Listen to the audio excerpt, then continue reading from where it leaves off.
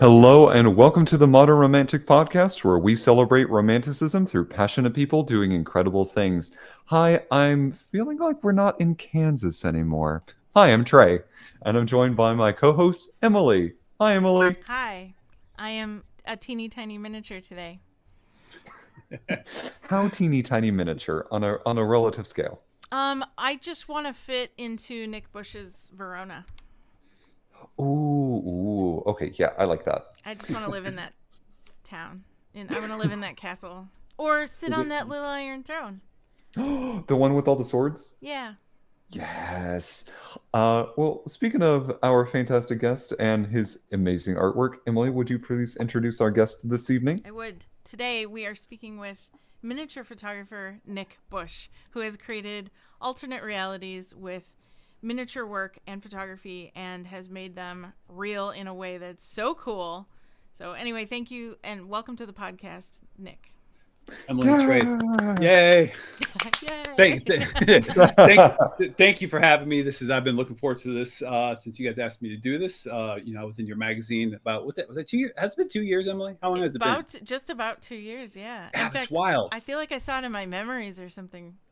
Yeah, So I did maybe the other day or a week or yeah. two ago. Yeah. And when you guys asked me to do this, really looking forward to it. Yeah, this is great. This is awesome. So I can't wait to get into what everything you guys want to get into. I'm glad you get to tell your story and your journey in a way that's not through a writer's lens, but through your own Mm-hmm. words. So that's nice too. Yeah. I guess where do we want to start? Like with a project, or where do you guys want to bounce this off of? I Well, really kind of want to know, honestly, more about like how you got into photography. Like, what is your origin story? Well, photography was with I did videography for weddings for many years professionally. Then I had a camera with me, so I would take a picture of the bride and the groom to use as our like their cover album to like their DVD or something. Then as time went on, I kept doing more and more photos, and actually was enjoying the photo taking more than I was the videography. So then I found there's another miniature artist named Felix Hernandez that does work kind of similar to what I do. And I saw what he was doing, got inspired, and just kind of went from there. I just started doing projects and started taking pictures of my living room. And yeah, and the rest is history. Then I got all my projects one after another over the years, and just kind of built it from there. That's awesome. Now, where at what point did the like miniature photography and like the creation of all of these incredible worlds that you're making, where did that come into play with the photography's journey? Well, I saw a video of a guy on YouTube do of a he did like he took like a toy car, took some pictures of it, used like some flour, made it look like it was in snow. It looked very realistic, and I knew how to do some Photoshop composites. And I was like, well, if you can make that look real, can I take a picture of myself and composite myself in there and make it look real? So I tried it. I put a video on my YouTube channel on just as my name, Nick Busch, and that video actually somehow, which I don't know how this happened. I uploaded it a month later, it went viral in like 3 days. I got like 1 million views. wow. And yeah, I don't know how it happened. Just I looked at my thing. I was like, wait a minute, 10,000 views over a night. All of a sudden 20,000. Yeah, it just exploded. But I just showed like a 2-minute video of me doing it. I went to my studio, took a picture of myself, cut myself out, put it in the photo of the car in the snow, and it looked kind of real. And so I was like, well, all right, that's just me messing around. What happens if I actually put some real effort into this? And that's when I did the Dorothy the Wizard of Oz picture. That was my first one where I really put a lot of effort, and took me a couple weeks to make all the little stones, build the set. Then I asked one of my friends I went to high school with. Her daughter was about the right age. She was like 7 or something, and she got her grandma built her the costume. She came over, took a picture, and I was like, I had no idea if it was going to work. Cut Dorothy out in Photoshop, put her in the photo, and I was like, oh my god, this actually worked. And yeah, and that's kind of how it happened. So that was your first? The That was Wizard of your Oz. first? Yeah. The one with me standing in front of a car in the snow, like it's dark. That was my official first one. But the Wizard of Oz was like my first real attempt at it, as far as effort. So I'm sorry, Emily, to like be hogging this, but like I am blown away. That is an incredible first picture. Yeah, it's probably my favorite one too. It's just kind of all the stars aligned, because a lot of this time when I'm doing it, I never really know if it's going to work. I mean, we'll get into this later with my Game of Thrones stuff, but I tried a bunch of different stuff with it, or I can just get into it now. My most recent project, my Game of Thrones, when I built the room, my family, me, my kids, we went crazy with costumes. We spent a bunch of money, and I tried to composite myself in the picture, and like I just could not get it to look right. So it doesn't, like, all these projects don't necessarily, from the way I started and the way it finishes, is not always the way I imagined it. Because you have to kind of change things here and there to make it work. But that Wizard of Oz one, luckily it did. It just happened to work. Everything kind of just fell into place. So, Well, color me impressed, because wow. yeah, it's yeah. I would say it's like luck. I don't know. It's like it just had something I tried and it just happened to work. I don't know.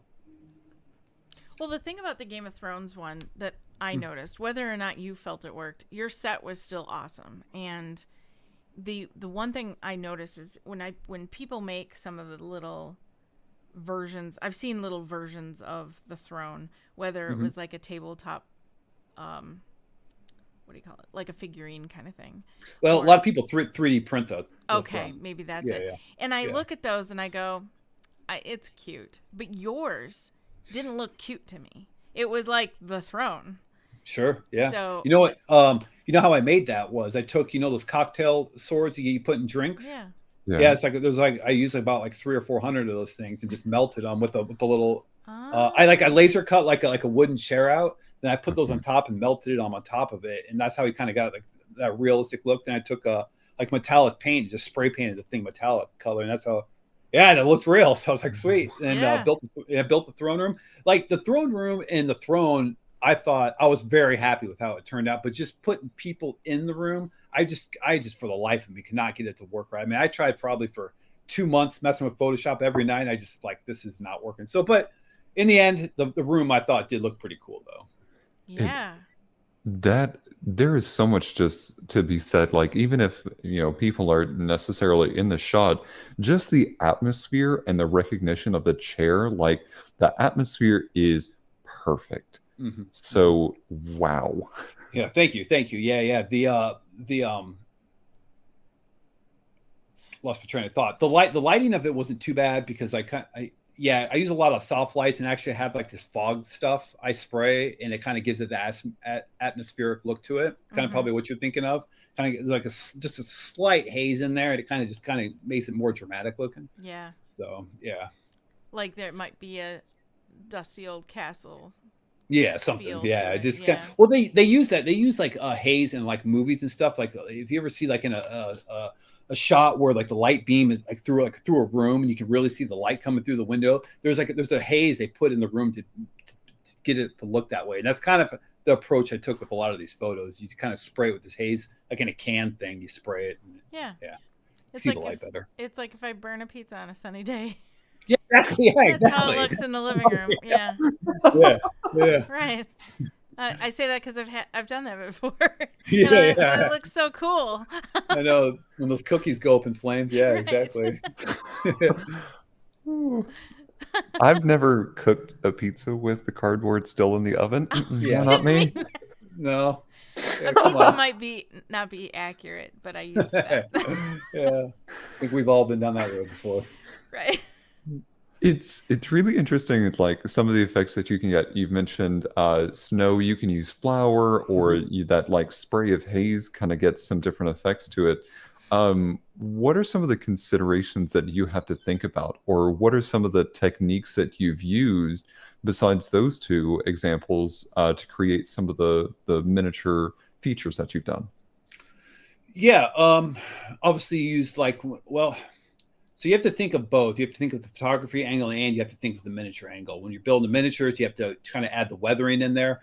I use, for my bricks, I use molds that it's not plaster of Paris because that's kind of soft, but you put like a, what is it? Like a plaster, and it's a really hard plaster in these molds. So each brick comes out individually. So when I lay down the street, I have to lay each brick down one by one. Like you see my Romeo and Juliet set, the Fiona Street, then that probably took me about a month and a half to lay how many bricks are down there, like every night, doing it for about an hour. But I think it gives like a realistic look and texture to like the streets and the cobblestone and stuff. Yeah. But then you also have to you have to weather the bricks too, to kind of give it that realistic look.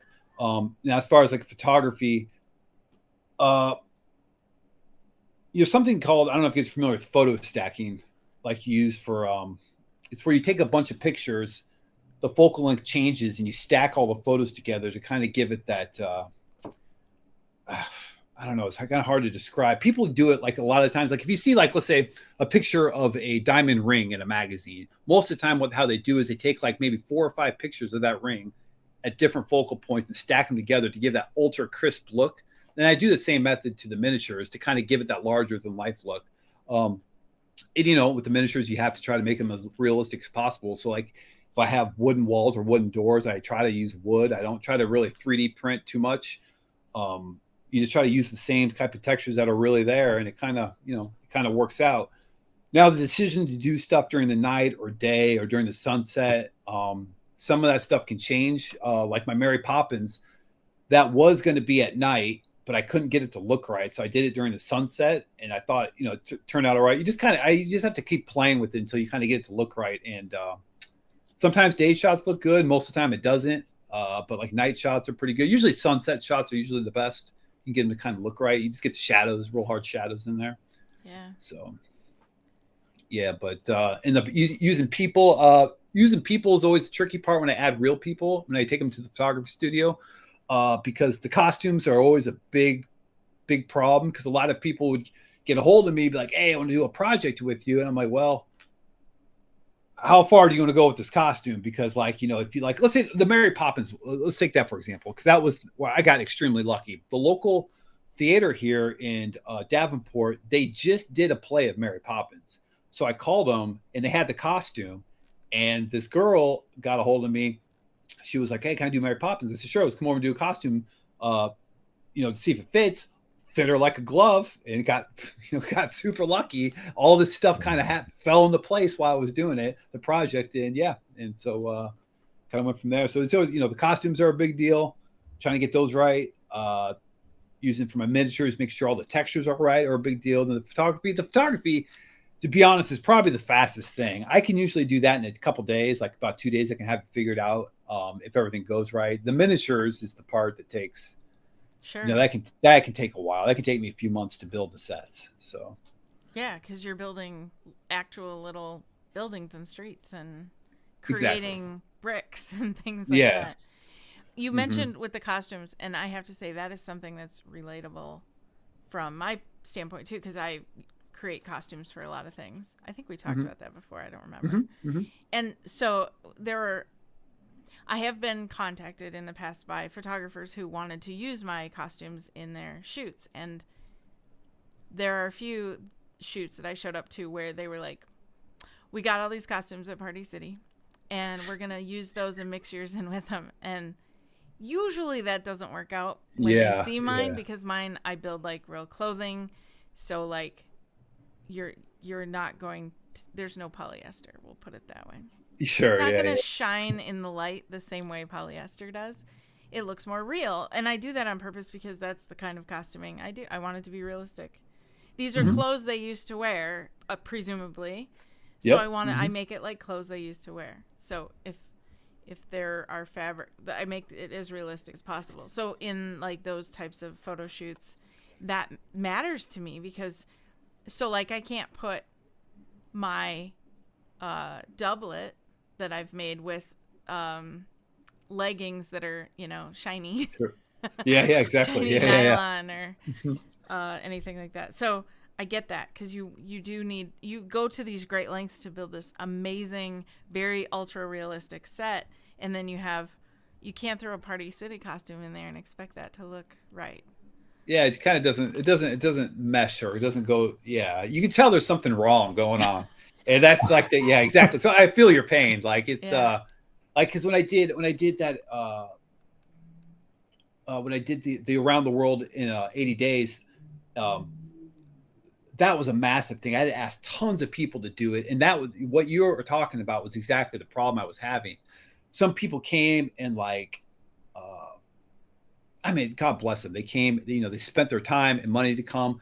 But the problem is like, certain clothing doesn't look good in front of a camera. Like the materials, and it's like the light doesn't come off it right, and it just doesn't look right. And but yeah, so that was kind of the problem. I feel your pain. I'll say that. I feel your pain. Yeah. Yeah. So. And for the rest of you out there, we can tell when you don't iron the costumes. We can tell. Yeah. It's in the pictures. We can see those lines, the fold lines when you pulled it out of the package. Please, folks.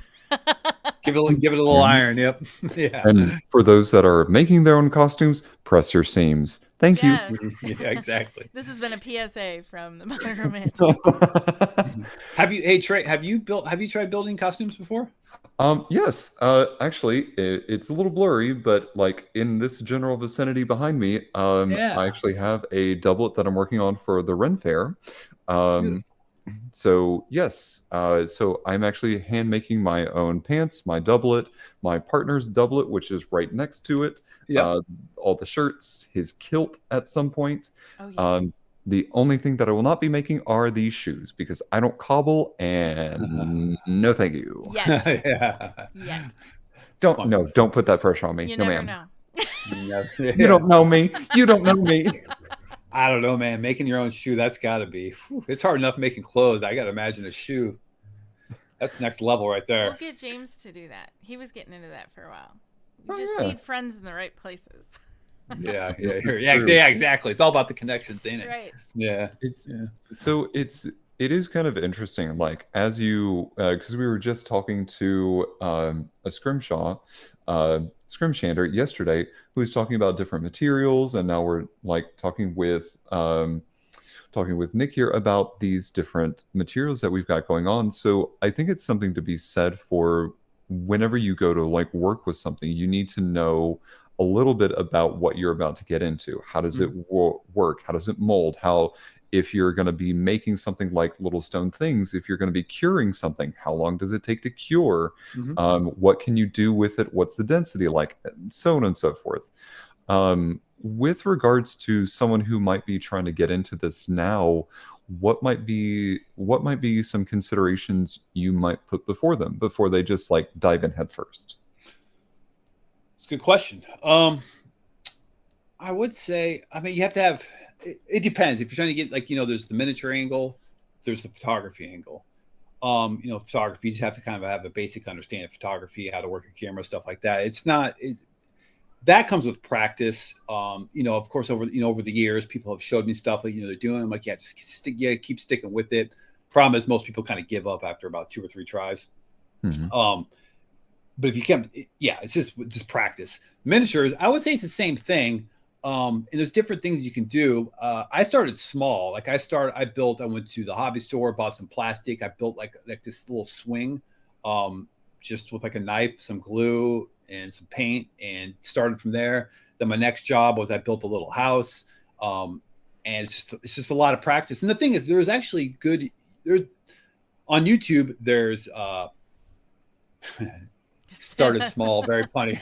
Yeah, right, Archer. It was a little bit, but where was I going? Like on YouTube, there's like tons of different tutorials now about how to start with miniatures. Like a lot of like the guys that do like Dungeons and Dragons and stuff, like their boards, like they show you how to build little houses. And I kind of just followed a couple of those. Then and just kind of went from there. But like I said, like the main difference I don't use a lot of foam. I use a lot of wood and bricks, and I don't know. It's just practice. Like when I go on Instagram, there's a lot of miniature artists. They'll kind of like, they might do reels of how they're working on a specific thing. And I'd be like, oh, they'll kind of give you an idea of how to like maybe do a street, or maybe how to do a sidewalk a little bit different. And it's just, like most things in life, skills, it's just sticking with it and keep practicing. I'm sure with your guys is with your costumes, right? You had to start somewhere. I'm sure the first couple things you did probably kind of looked horrendous. Then, and a couple, a year or two later, you're like, all right, I see where this is going. And you just kind of, and you're probably at to a point where you guys pretty comfortable with your costume making yet? A little bit. I'm still kind of getting my foothold there. Sure. I am really thankful, and I mentioned this a couple times on previous episodes, but Emily was the first person around me that kind of helped make my costumes Mm. or help kind of guide me through costumes. So I got a little bit of like expert tips and tricks and advice. Yes. Um, so that was really nice. So I can't say that it came out looking horrible because Emily would not have let me let it look horrible. I would have Um, slapped it right out of your hand. What are you doing? No, that's not the right seam allowance. No. Yeah, yeah.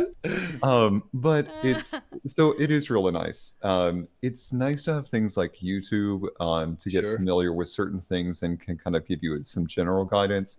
But then there's also something to be said for having a physical teacher in front of you, kind of giving you tips and looking at something and giving you confirmation. Yeah, So yeah. both are equally beneficial. Sure. Yeah, and like I said with the YouTube, I mean, there's like a million miniature.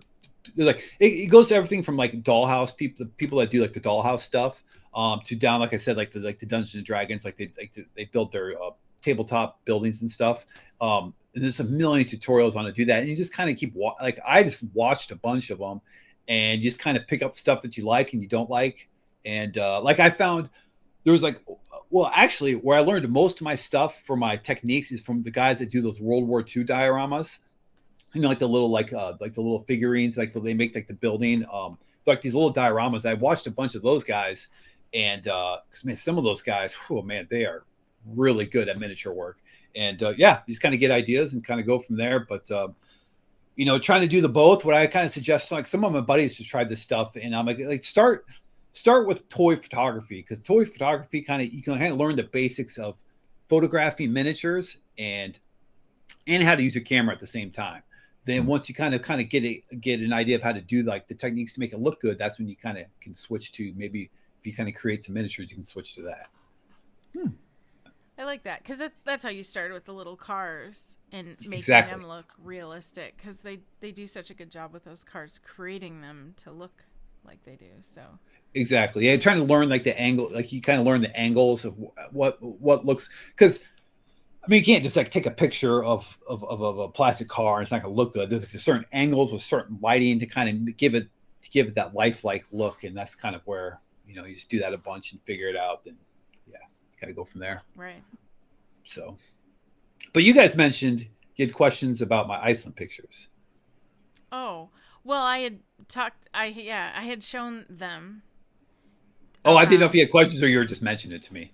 Oh, I was just mentioning it to you, but okay, that's okay. gotcha. I mean, Iceland is amazing. You went there. How was that? Well, it was I went last year for 10 days and went this year for 10 days. And I've watched, the thing is, I don't know, Trey, we were talking before the stream. I watched a million videos on this country. It's a place I've been wanting to go for like 10 years.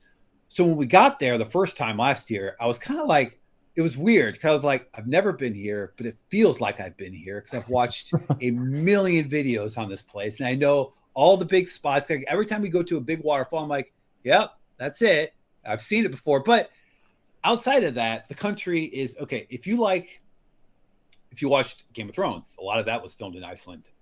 It feels like you're in a movie the whole time you're there. I don't know how else to describe it. Oh, Everywhere you go is like a postcard. I mean, there's waterfalls just all over the place. You'll be driving. There's just a big ass waterfall right over here. And you can pull over to the side. And what me and my wife did is we got a van. We sleep in the van, just drive around the whole country and just sleep in the back.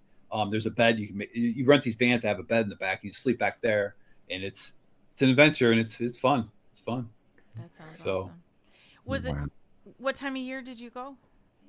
We went at the end of June both times. So it's about 55 degrees out there. Okay. Like all day, no matter if it's 2 a.m. or 7 a.m, it's 55 degrees out. And during the summer, it doesn't get dark there. It's dark all the time. Or no, excuse me, the other way. It's light all the time. It doesn't get dark. So it's like one night me and my wife were hiking around, and we're kind of looking at waterfalls, going through some trails. And next thing you know, it's like 11 o'clock at night, but I mean, you wouldn't know it because it's bright outside. And it was like, all right, we should probably go to bed now. And then, yeah, it's great. So, but it's also a little bit weird because you'll be like, let's say we got to, I want to say these towns are like 600-700 people. They're really, all the towns there are really small. But like we went there, we're walking around looking at like the just, I don't know, the stuff in the town, and it's bright daylight out, but it's 10 o'clock at night, and it's I don't know, it just feels weird because everything's closed, and you're like, it feels like you're in the middle of the day, but you're not. It's 10 o'clock at night. It's just, it really messes with your mind, but it's neat though. Yeah. So I don't know, Trey, you would love it. I recommend going, man. Oh, so my for our listening audience, my partner and I are really wanting to go to Iceland. We were hoping to go this year, but it looks like it's going to probably be a 1 to 2 year thing, because we ain't staying in the cheap places. No, we's going fancy. So some questions I have, like, what's a cuisine like from an American going into this place? And did you find your palate like changed from eating the food, or do you I don't know, what, like, from a cuisine standpoint, what was it like? Food I ate. I personally love fish and chips, so I ate that a lot. And of course, this place, the magic of fish and chips, they figured it out. I mean, they figured it out. My wife would get. I mean, you're not gonna find. There's fine dining. Food is going to be more expensive there because a lot of stuff has to be shipped over there. So it's gonna be a little bit pricier. Like, let's just say if you wanted a steak, you're probably looking like $35, rather than, like, what in America would be like $20. It's stuff like that. But the food, I wouldn't say my palate changed. I mean, it's nothing. They don't like anything. The craziest thing they have over there is they have horse steak. That's like they have, because they have horse steak. It's a little weird. I never tried it, but outside of that, it's nothing. It's nothing too crazy. Okay. I think they have like shark jerky over there, I think. But yeah, the food, I don't know. It's not like out of this world. Like, it's good, but it's not real weird or anything. So, but but Trey, I would recommend, okay, if you're talking about staying places, Airbnbs, they're not that expensive. But I don't know, man. We rented the van where you get the beds in the back, dude. Oh my, you can just go anywhere you want at any time and sleep anywhere you want. Because, like, dude, crime is like non-existent over there. There's like zero crime. So, like, you don't have to worry about being in trouble. Like, you're not going to end up in the bad part of town. It's nothing like that over there. So it's, I don't know. There's different routes you can go. Stay Airbnb every night too, if you wanted to. It's not too, I mean, the Airbnbs are reasonably priced. So, but you could like park you could park somewhere where there's like Northern Lights happening, and then you could just lay in the back of the van and watch that. You could, but you can't see the Northern Lights during the summer because it's light out all the time. Right. You have to go during the winter. Right. Okay. And that's kind of when we were wanting to go, is during the wintertime. So maybe we just like rent a car and we just like drive around there and just like park for the night and then just head back to the hotel. Yeah, you could do that. But dude, they have these things. Okay, if you go in the winter, they have like these glass Airbnbs where it's like, it's clear. So if you lay in it, like they're out in the middle of nowhere. So it's not like people are going to be spying on you. You drive out there and you sleep, and it's just clear, so you can see the Northern Lights right above you, and it's just a clear house. You can see. So, but I mean, those are like $700 a night, but they're cool though. And if you're willing to make the investment, I mean, it's So sorry, my bank account just hurt hearing that. Dude, I tell me, when we got back in July, I was like, oh, I have to put a couple extra hours in at work. So I feel you, man. Yeah. So did you actually get married out there, or that was like your honeymoon? No, we got married out there last year. No, not this year, but last year we got married. Okay. We hiked up this mountain man, it's far and it's tiring. I had to lug all of our stuff up there with all of our camera gear on my back, and my wife carried like all the water and lenses and stuff. We hiked up this mountain to the very top, and there's a big ravine with 3 waterfalls that came out of it, and we went to the very edge and we got married out there. Yeah, that's awesome. I mean, it was like, dude, it felt like I was in Lord of the Rings or something. Like, it was wild. And we went there last year. We went on our 1-year anniversary. We hiked up when we went back, we hiked back up there and went up there again. So I remember when I logged into Facebook one day and just blam, your pictures had been uploaded and you had like announced it, and I was like, that's so cool. The picture's so cool. Yeah, it was it's worth the investment. It's kind of expensive, but it's, if you can afford it, it's definitely something to do. So I'm sure Yeah. your photographer was really expensive too. Yeah, he was free. It was me and my tripod. It Yeah, was like, that's what I yeah. meant. Yeah, we just set that tripod. It was like we actually, it was kind of funny. So when we walked up the mountain to get married, we get up there, we're getting changed up there, and I was like, oh man, I can't remember how to tie this tie. And we're on top of the mountain, so my cell phone don't work. And there's this German guy and this German older couple. I mean, this guy had to be probably upper 70s, early 80s, and their son, who was probably about my age. And I looked at him, I was like, do you guys happen to know a tie? And the German kid goes, my dad owns a suit shop. He sells suits for his whole life. I was like, wow, what luck. And so he tied my tie all nice for me. And yeah, they sat there and they watched us get married. Yeah, it's pretty cute, pretty fun. That's awesome. Yeah. These are okay. I love the stories that we get on this podcast because they are some of the most fun, but also some of the most random things. Because you got your tie tied by a German man who used to own a suit shop. And then we had like Zachary James, who got the call to be in like the world premiere of an opera while reaching for a bag of peas. And it's like really serious, just wild, just wild stories. But I love it.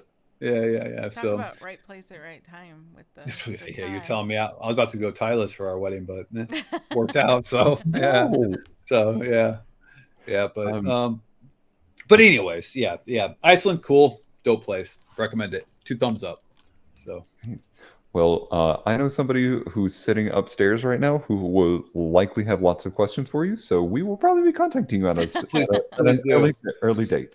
Please do. Yeah. Maybe Iceland is where we can find that castle to all do that weekend photo shoot thing.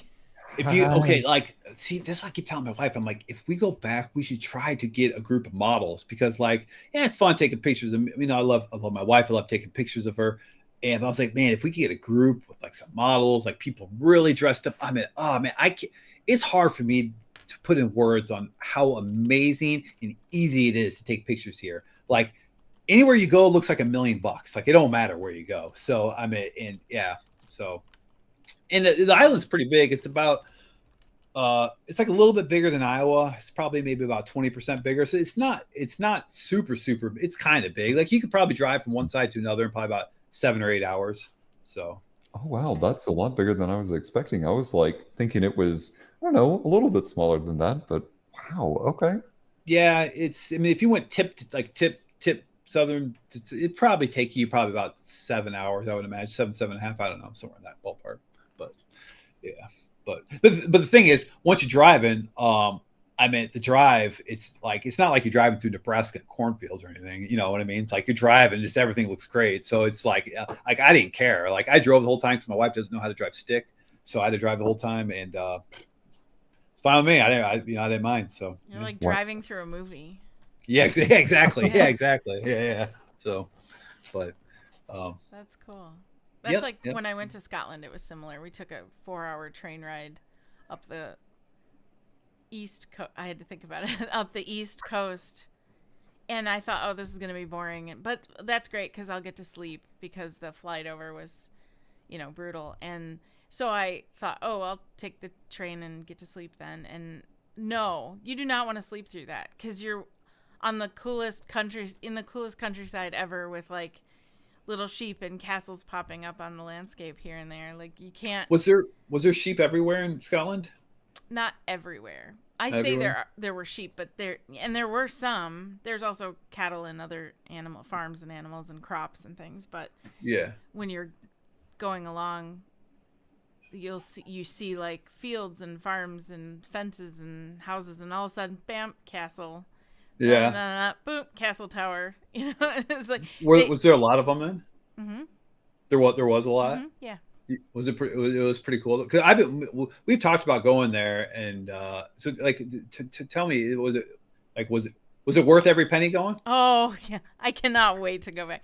I probably feel like about that area as you do about Iceland. Yeah, probably. They do not. I'm gonna say this, and I'm sorry to all of our British and Scottish and Irish friends. They don't realize. Because they live with it. They grow up with it. They live with it. So to them, it's like, oh, yeah, it's a castle. Oh, yeah, it's the monarchy or the patriot, whatever. To them, not all of that is such ancient history, and they've had it around them their whole lives, just like we have cities and other things. So for them, that's just whatever. And I'm over there with my jaw on the ground going, Sure. this is and I walked into this cemetery, this old cemetery in Leith, which is just north of Edinburgh. You can walk there from Edinburgh Castle. And there's across from the Airbnb, there's like this crazy old graveyard, and the sun was setting, so it was like golden hour and the light is perfect. And I go walking by this graveyard, and I'm like, all the gravestones are like crooked and old, and they have the old inscriptions, you can barely read them, and it's like the coolest, but like we don't have graveyards like that here. Yeah, really. there's some history there. Yeah. It's way older, and like the cool stone everything is just, I could go on for hours about that too, but like I hear you.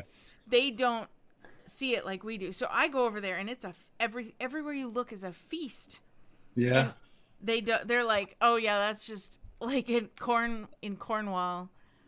We drove through Cornwall, and there was this little town that we were making fun of the name because the name of the town is Cornhole. Yeah. And That's so we were Sorry. Craft Hole. I'm sorry, no, it was Craft Hole. I apologize. There probably is a cornhole because hole is a suffix for a lot of the towns in that area. And so we're like, oh, it's Craft Hole. Ha ha ha. So we ended up driving through Craft Hole, and to the folks in Craft Hole, you all are so lovely. But we pulled up to this house because this house was completely covered in ivory, and it's this old stone house, and it's called the Craft Hole House. And there's an actual sign on the building. And we're in the streets this wide, so only one car. Yep. Not two passing, one. And so I'm driving this car on the well, there's no wrong side of the road when there's only one lane, but you have to be really careful for oncoming traffic. Sure. And thankfully we did not get stuck, but that apparently happens all the time. And we park on the side of the road, and we get out, and we're looking at the Craft Hole house, and I'm taking pictures because it's so cool and ivy covered. And these people come out of their house behind us, and the guy, his name is Oscar. Oscar says, "Why are you looking at John's old house?" And we were like, "Look at it! It's so cool. The ivy's growing up in. It's this old stone." Yeah. And he's like, "This is just John's old house. Come here, I will show you my house." And he made us take a tour of his house. Yeah. They're so open and inviting, and like his house was cool too. We got to tour it. So anyway, yeah, I could go on forever with those stories. I will not take up an entire podcast with that. No, sorry. I hear you. But yes, it made me not fall asleep because of how amazing the countryside was of the highlands and the rolling green hills and all of the various rock formations and castles that pop up. It is everything you think it is. Exactly. Yeah, exactly. I know the feeling. Yeah, I know it. Yeah. So yeah, it's great. All right, well, that's one more reason for me to go then. So yes, please go. Please go. Yeah. In fact, I'll go with you because I want to go again too, and I'll show you everything. You need an excuse, don't you? Yes. Yeah. Oh, and if you want to get a tattoo while you're overseas, we actually know a tattoo artist over in Scotland. Ah, man, we were going to get a tattoo in Iceland, but we cannot find. Like, I guess if I'm going to spend money overseas on a tattoo, I really want the person to be real good. We couldn't find anyone that we were happy with, unfortunately. It's kind of a bummer. But somebody good in Scotland, though? Yeah. We actually. Sorry, he designed a children's book, drew all the artwork for it, and then we saw a couple of his sketches from like tattoos and things. Like, really, really, really good person. So highly recommend him. If I go, I'll keep that in mind then. Yeah. Scott Mitchell, right near Edinburgh too. Scott Mitchell. Yeah. Diego the Doodling Dinosaur. That's his book. Yeah, and I actually have it on my shelf over here. Oh, yeah. So much fun. One thing that I kind of want to know, kind of bringing it back to the photography thing, like when you are traveling to all of these incredible places, is there any location that you've been to that's been super inspirational, or I guess more generally, where do you find your inspiration? Movies. Obviously, I mean, I would say, I wouldn't say kind of obviously, because a lot of my big projects have been out of movies. Let's see. Let me try to think. Places I've been that inspired me. I would say we went to the Smoky Mountains a few years ago, and we hiked up a mountain. That was pretty cool. But I would say I get most of my inspiration from movies though, because like, even since I was like a little kid, when I see a movie, I kind of want to see like Wizard of Oz, for example. When I was little, I was like 8 or 9 when I saw that movie for the first time. I'm watching it and I was like, I want to know more. I want to know more. What's out in the world? What's down that road? What's down that road? I want to see what's down there. And it was the first. I vividly remember that was the very first movie where I thought that, where I was like, I want to see more of Oz, not just where Dorothy's going. And that's kind of like, well, I was like, and I know I'll never be a cinematographer. I'll never work on a movie. So what's the next step I can take? And that's how I got the inspiration of doing these movie sets. Is like, if I can't be there to make the movie, maybe I can make the movie inside my house. And I can't draw, I can't paint, I don't know how to do any of that stuff. So this was kind of my next step, was to do the miniatures and work on that, because I don't know how to explain this. I never had the patience to learn how to paint or draw. Like I start doing it, I'm just kind of like, oh, I suck, I don't even want to do this anymore. But for some reason, miniatures, I have the patience to learn how to do it. I enjoy the whole process. And it's kind of like, when I was in high school trying to play guitar, like I played, but I just didn't have the patience to practice every day.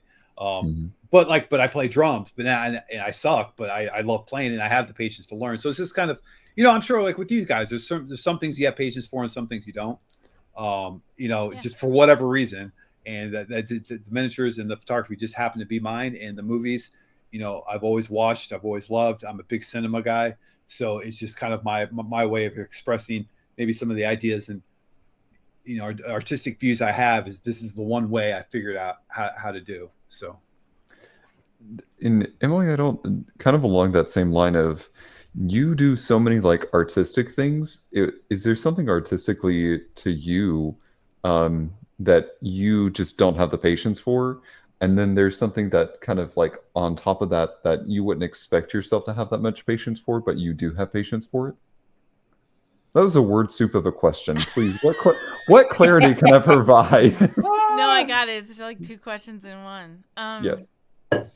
What do I not have the patience for? Well, I was gonna say sewing. I want you to know I hate sewing, but hate is strong. I don't love sewing. It is a means to an end, because I think I'm good at designing and I think I'm good at execution, but and the only way to make the vision of what I want happen for photography, for anything, to tell the stories I want to tell, the only way to make it happen is to sew it myself, because you can't just pop down to Walmart and get like the amazing 10-yard long ball gown that flows in the wind that you want, so I don't love sitting in front of it's mind numbing. I think I don't love the sewing, which is why I don't really take commissions unless I'm really invested, or it would have to be an amazing thing that I'm being commissioned for. But as far as other art forms, I don't know if I have the patience to paint or to be a sketch artist. I would find it hard to finish a project like that. Yeah. What about you, Trey? Or I'm sorry, Emily, finish. I'm sorry. I was just gonna say I probably could, but yeah, right. For me, I do like drawing, but I really just don't have the patience for like painting or something like that. For me, I actually do enjoy sewing, not to the extent of like I want to be doing it for my passion and get into alterations and do all that, because I don't have time for people's. I was about to use a very colorful word, but I just don't have time for people's nonsense. Yeah, there you go. And particulars. So I do enjoy sewing, but it's cathartic for me because I talk in metaphors and I talk in such a lengthy manner that I'm telling you the entirety of the project and what the picture that's inside of my head. So for me, sewing is like the way of being able to take what's in my brain, pluck it out, and be able to deliver it and say, this is what was inside of my brain and what I was trying to explain. Sure. Yep. I like that. Yeah. Maybe I could change my attitude a little. One other reason is you can also put pockets in everything and anything you want. God bless pockets. Yes. Yeah, right. Pockets that hold whatever you want. So as far as like patience, I think I have patience for a lot of things, but yeah, painting is not one of them. It's not it. Yeah, I hear you there. Yeah, paint. Yeah, yeah. Like with my projects, the painting is the one thing that I kind of struggle with because it's like there's like a lot of dudes that paint like the Warhammer figurines, like they have the whole sets. And that's all they Yeah. do is sit there and just paint them and paint them, paint them. I can't do that. But I mean, but at the same time, some of those guys who do, 100 figurines in a week or whatever it is, man, some of their stuff looks pretty damn good. Yeah. So I do wish I had the patience, but I don't know. I just can't do it. It's the same thing with like writing. My writing. I've worked on like film projects with people like, hey, you need to rewrite this. And I'm just like, no, okay. Get somebody else to do that aspect of it. I can't do it. But yeah, so. That is the other thing of like writing. It's so difficult just to like sit down and know what you want to write. Yeah. And then because you're critiquing yourself at the same time that you're writing it, and you're like, no, that's garbage. No. Yeah. Yeah. That's exactly. Because like I was like, when I was doing my videography stuff, I was a big part of like there's like like the local film community around here. A lot of dudes that are working on shorts, or there's they're just trying to people that like making movies. And I'd help them a lot because I had like all my camera stuff for my wedding stuff, so I'd help them make shorts. And the writing aspect was something I was never. I just like you said, Trey. Like I'm writing, I'm like, this sounds dumb. Like I writing believable dialogue is way harder than people think. Like it's not easy. Not easy. But anyways, No, we're not here for that. We're here for pictures. Yeah. So are you working on anything right now? I was starting something. I was actually starting. No is the answer, but I was beginning to do this building for this company, and they ended up actually, you know what, we're actually gonna go with CGI, and I was like, all right, well, whatever. But I was starting to work on something like about a couple weeks. Actually, they commissioned me the same day you got a hold of me to do this podcast. Oh yeah. Yeah, it was like the same day. It was like a couple hours prior to that, and we started getting the ball rolling on that. But for whatever reason, they decided to go CGI, which is fine. But no, I finished a while ago. I finished that project for I made it was an escape room out in Arizona. I made him a bunch of miniature houses and stuff, and sent them all to that guy. Cool. That took me a few months. That was very difficult. But as far as pictures, no, my Game of Thrones one was the last one I was doing, and right now I'm just actually the last 6 months I've really been it's not art related. I've been working on my drums. I've been trying to take that a lot more seriously lately, just playing music. So yeah, well, music is art.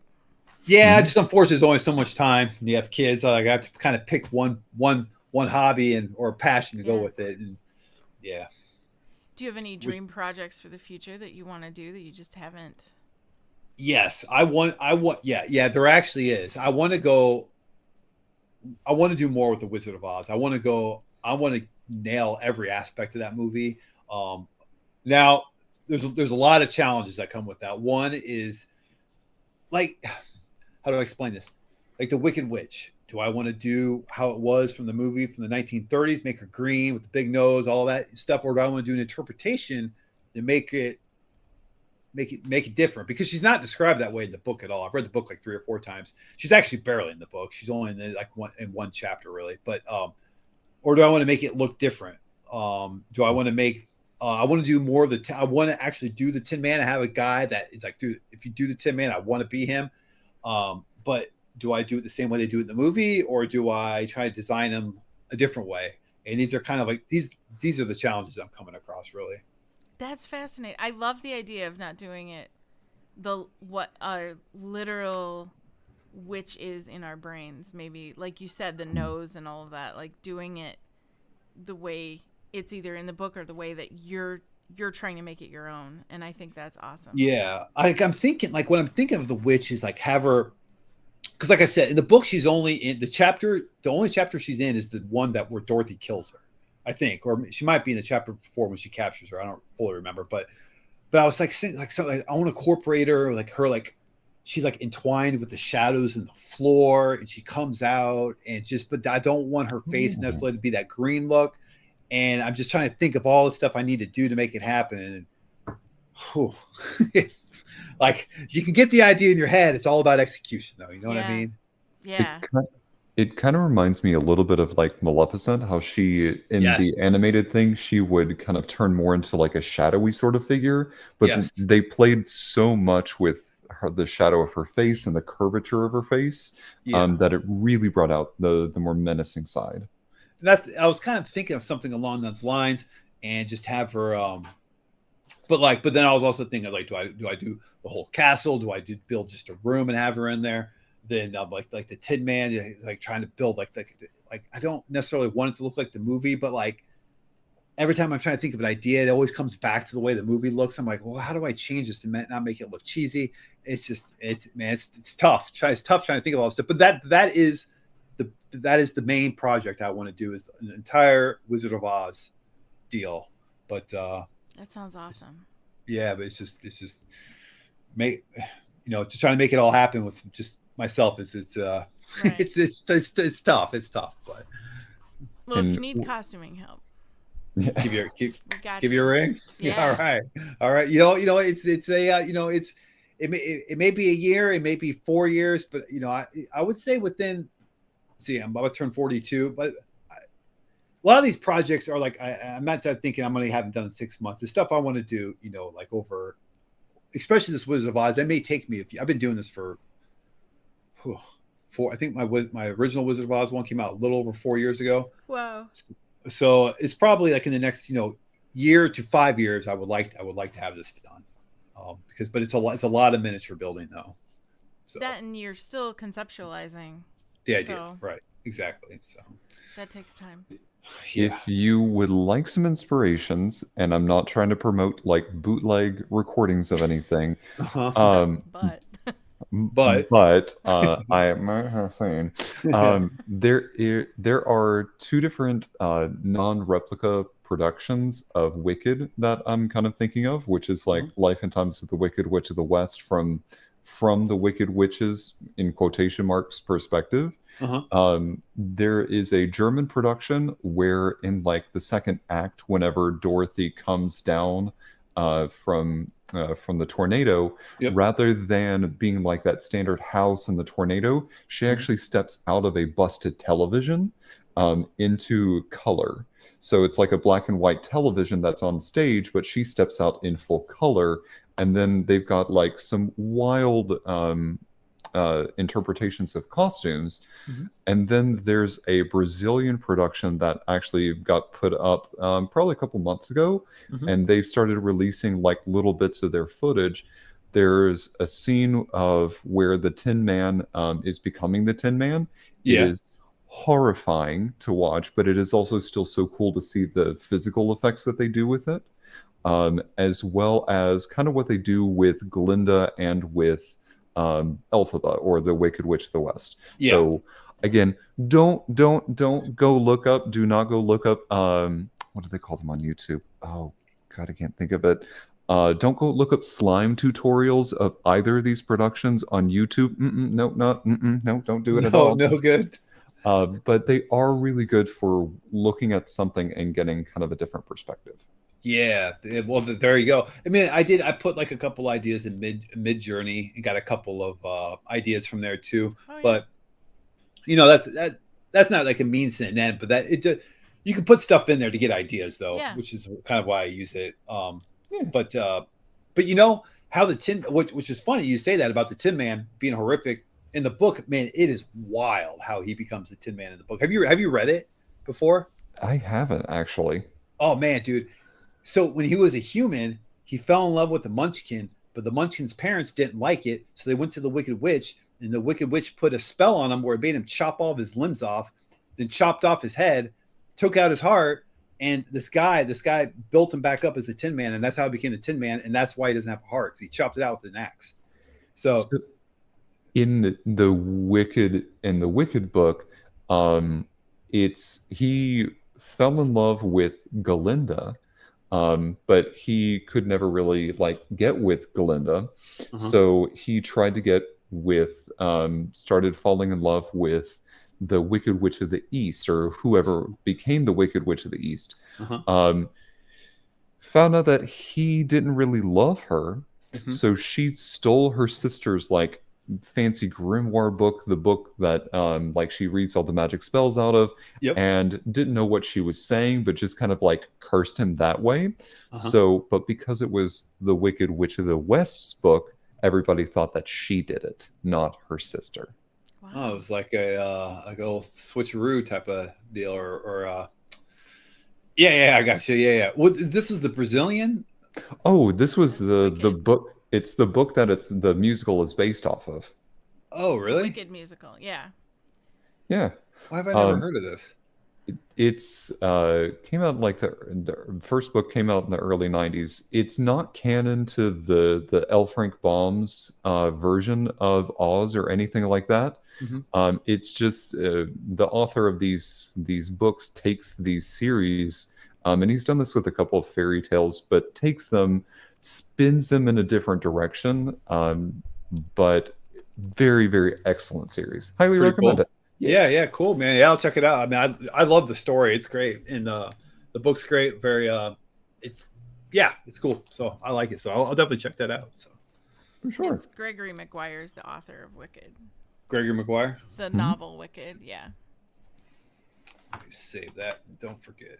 And just, I'm going to put it out there. Gregory, we've been trying to get you on the podcast. So, We're trying. We would love to have you on the podcast. No, this isn't my plea to get you on. Okay, thanks. Yeah, right. Um, So oh, go ahead. no, go ahead, I'm listening. Don't remember where I was going, so you go. Oh no, yeah. I mean, yeah, I have, with like, with my projects and stuff. It's I don't know. I was gonna go with I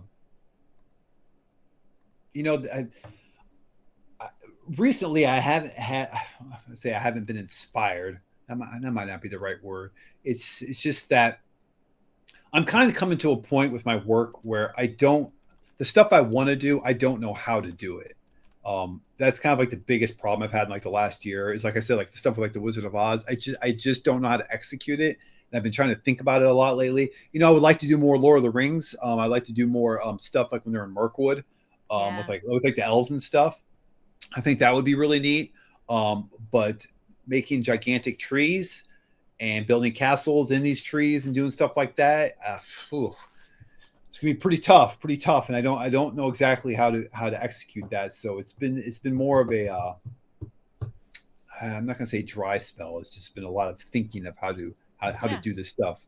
But like the other stuff, like the Verona, my Romeo and Juliet stuff. I kind of knew what I wanted to do. I knew how to do. I was like, well, I got to build a ton of buildings. So I just started building buildings, and I got to build the street, and I know what I need in these buildings. And it was just kind of, and like and a boyfriend and girlfriend got a hold of me. They were like they're models, and they were like, hey, can we do this? And I was like, yeah, you can be Romeo and Juliet, and it just kind of all worked out. So yeah, That turned out so cool. I mean, yeah, I liked it too.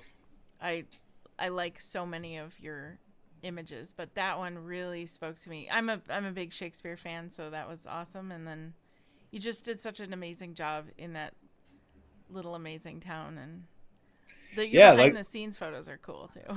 yeah, it kind of shows you kind of a glimpse of yeah, kind of how I do it a little bit. Yeah. Yeah, that was I so would. cool. I mean, Lord of the Rings is my favorite movie of all time, and I would love to do more, but it's just, I mean, the costumes are like impossible. To get like a like let's say a Legolas type of costume. I mean, oh, man, it just would be it'd be very expensive, very hard. Then you got to find a model that would look right in it. Then you Yeah. have to. There's just a lot of hurdles to do that stuff. And I don't. And like Frodo and Sam are easy because you just stick the shirt and the pants and the overall straps Yeah. were. It Hobbits wasn't are very pretty simple. pretty easy in bottom wigs, and it was pretty easy, so it wasn't too bad. But I mean, you guys are costumers, so when my time comes, Yeah. I'm look you're at it. the comments right now. Yeah. Yeah. I'm getting stared at. Yeah. Yeah, that, and we know some people. So we'll see if we can. If we can't do it ourselves, we can hook you up at least. The There project. are. I don't think it's as impossible as maybe it feels. But yeah, finding the right model might be harder to. In my mind, finding the right model would be harder than finding the right costume. Yeah, because not only do you have to find the right model that looks the part, they have to be able to perform in front of the camera the appropriate way. Yeah. Because like some people, I get people that look right, but we get in front of the camera, they're just a little stiff. They don't really get it, and it just doesn't work out. Yeah. But yeah, it's just one of 18,000 steps you have to. Right. Hopefully it works, but yeah. So. Well, I know some people that have played elves, so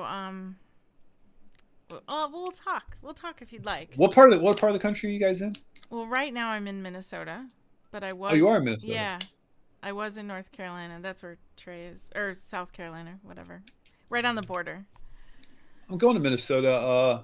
3 weeks. I'm going to Canterbury, the dog track. They do a poker tournament. I play every October. I go up there and play it. It's pretty fun. But yeah, it was just south of the Twin Cities, right? South side of Twin Cities. Yeah. Yeah. I'm about 2 hours north of there. Oh, okay. So you're a little bit further away. But we went to I went to South. So Trey, you live in South Carolina. Mm-hmm. I drove out to Charleston 2 years ago. Okay. Do you live over by there? That is about, I'm going to say about 4.5 hours away from me. Oh, it's a little distance then. Yeah, he lives on the top end of the state, and Charleston is down to the east.